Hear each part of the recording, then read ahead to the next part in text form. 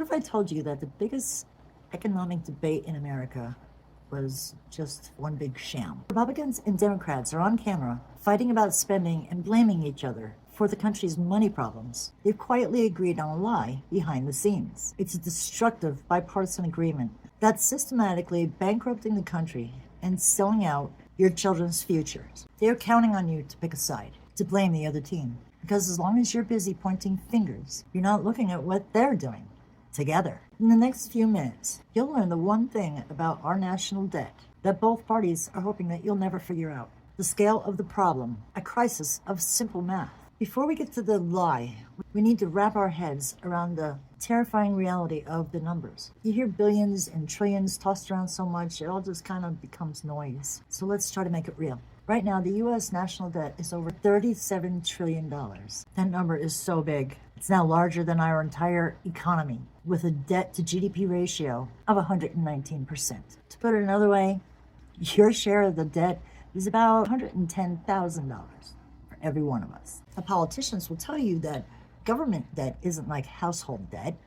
Well, duh. Yeah, sure, they're partly right. The government can do things you can't, like print money. But even the government can't escape the basic laws of math. The debt is the grand total of everything the government has borrowed throughout history. The deficit is what the government overspends in just 1 year. Think of the debt as your total credit card balance, and your deficit is what you've overspent this month. For the 2024 fiscal year, the U.S. government ran a deficit of $1.8 billion. Did I say billion? I meant trillion. $1.8 trillion. The forecast for 2025, another massive deficit, probably going to be around $1.9 trillion. This isn't happening during a world war or a global depression. It's happening during a time of relative peace and somewhat low unemployment, exactly when a responsible government should be paying down its debt, not piling more on. The U.S. has run a deficit every single year for the past 2 decades. Yeah, this isn't an accident. This is a choice. It's a choice that both parties keep making. The Republican side of the lie, the myth of tax cuts pay for themselves. Let's start with the Republican playbook. The core economic sales pitch that you'll hear from the right is that cutting taxes unleashes so much economic growth that it will actually create more tax revenue, even at lower rates. The tax cuts will just magically pay for themselves. Wow.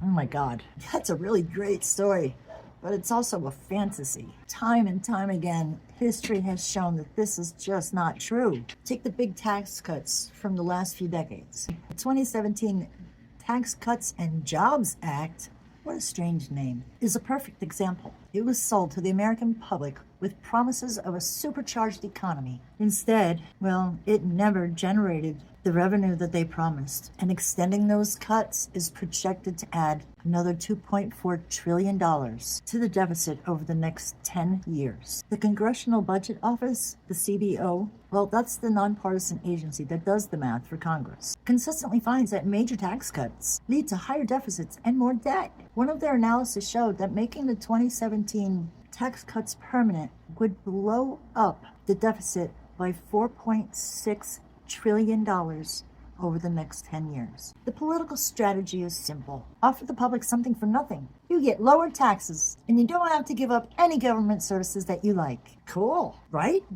That sounds good. That sounds fabulous. It's a popular message, but it's built on a lie, and it just kicks the can down the road that's about to go off a cliff. Every time these tax cuts fail to pay for themselves, the national debt just gets bigger. If you're finding this breakdown useful, please take a second to subscribe. I'm all about breaking down the big issues that really matter, without fluff or sugarcoating. Your support greatly helps me keep doing it. The Democratic side of the lie, the myth of costless spending. Now, before anybody on the left gets too smug, let's flip the coin. The Democratic playbook runs on a different but just as dangerous myth, that we can have massive government spending with no real trade-off. Well, cool. How does that work? The argument goes that essential social programs, green energy projects, and stimulus are investments too important not to fund, no matter what the cost. That's our money that you're talking about. The money, it's implied, can always be found somewhere. Look, the problem isn't the intention. Many of these programs are aimed at solving real problems. roads. The problem is the math.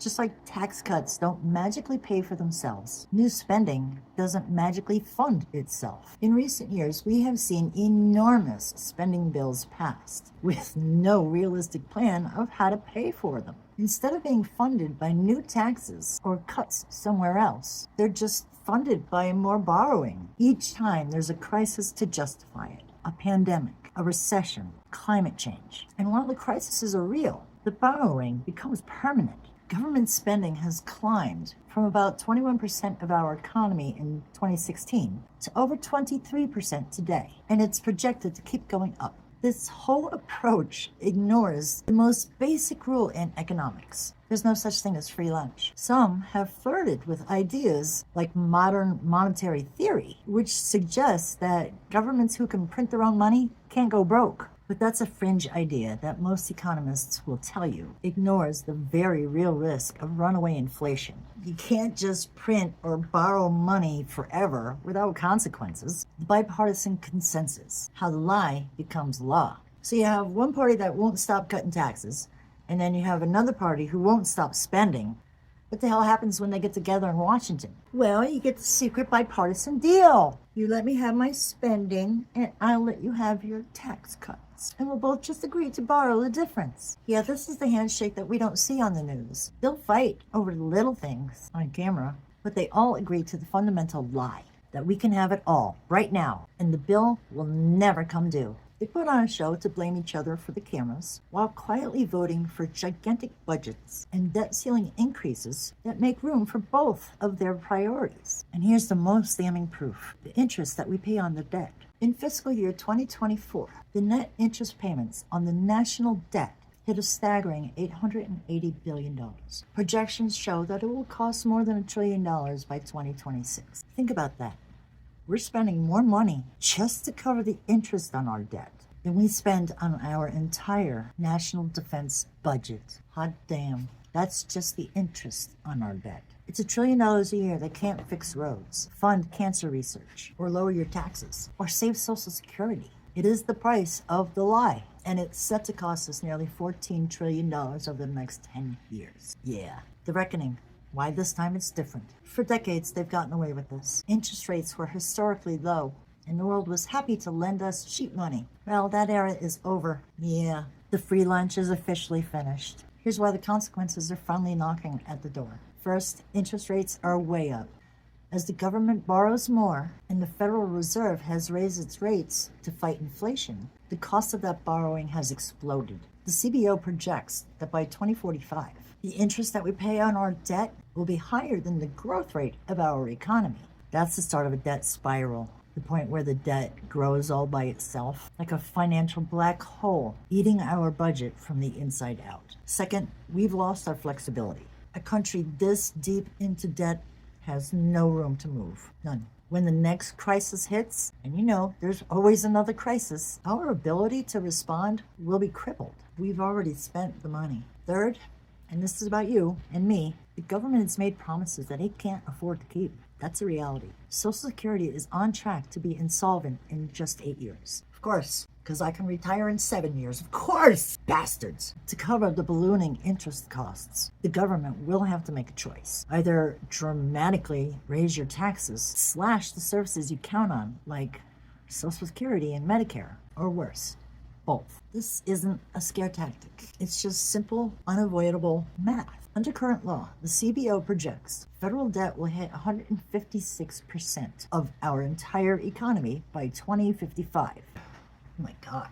The lie that both parties told you was that this day would never come. Well, it's here. The point of all this isn't to tell you who to vote for. It's just to tell you to stop falling for the game. The real divide in American politics is not left versus right. It's between the political class who benefits from this broken system and the rest of us, and your children and grandchildren, who are going to be stuck with this bill. They want you arguing about culture wars. They want you blaming corporations and immigrants. They want you to focus on anything other than the fact that they have together taken out a multi-million-dollar mortgage on our country's future with no plan to ever pay it back. The only way that this is going to change is if we, the public, stop buying the lie. when we demand that every politician, Republican or Democrat, answers one simple question. What is your actual plan for the debt? Not a vague promise, a real plan with hard choices. Because until we force them